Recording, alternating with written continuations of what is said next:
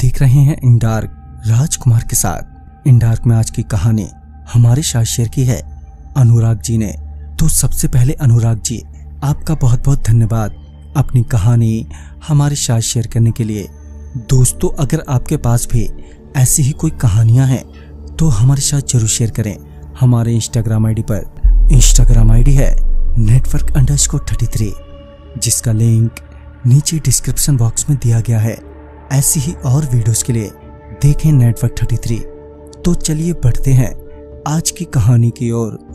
अनुराग जी बताते हैं कि हमारा पूरा परिवार गांव जाने वाला था। पापा ने ट्रेन की टिकट भी बुक करवा ली थी। ट्रेन वाले दिन हम लोग समय रहते ही न्यू दिल्ली रेलवे स्टेशन पहुंच गए। ट्रेन 8 बजे की थी और हम 7 बजे ही पहुंच गए थे। अभी स्टेशन पर काफी भीड़ भाड़ थी, जो मेरे लिए थोड़ी परेशानी की बात थी, क्योंकि मुझे ज्यादा भीड़ होने की वजह से बेचैनी होने लगती है।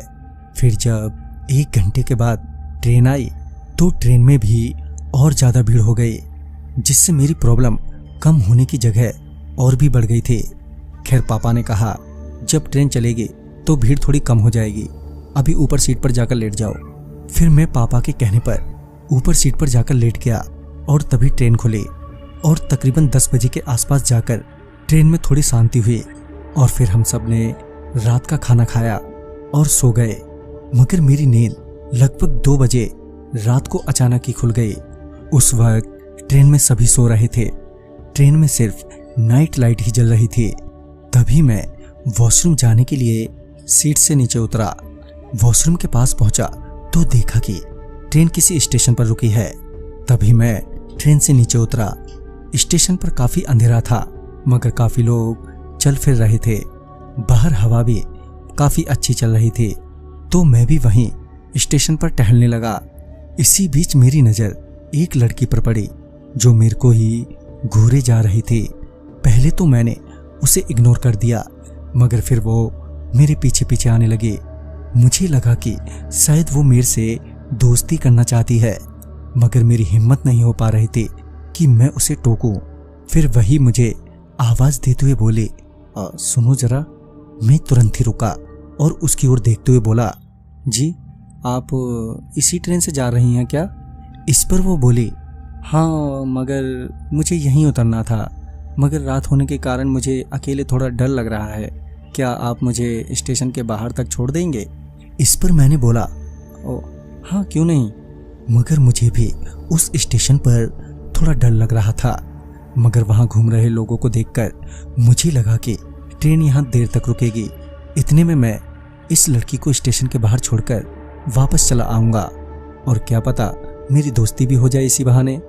हम दोनों स्टेशन से बाहर जा ही रहे थे कि उस लड़की ने मेरे कंधे पर अपना एक हाथ रख दिया।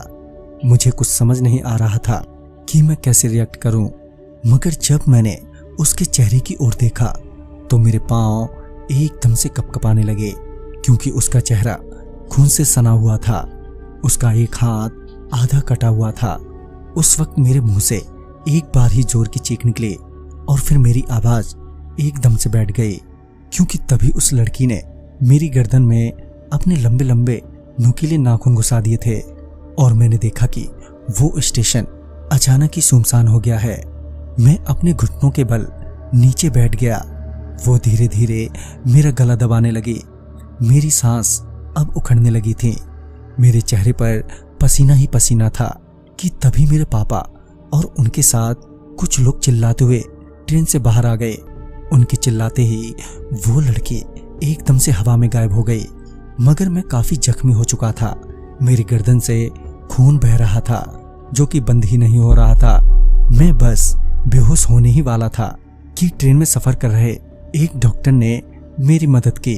उस रात लगभग हमारे साथ पूरे बोगी के यात्री जगे रहे। जब हम उतरे तो पहले मुझे अस्पताल ले जाया गया, क्योंकि मेरी तबीयत काफी बिगड़ गई थी।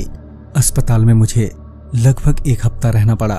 खैर, मैं तो बच गया, मगर इस हादसे से अब मैं ट्रेन में सफर करने से भी कतराता हूँ। तो दोस्तों, इस कहानी में बस इतना ही।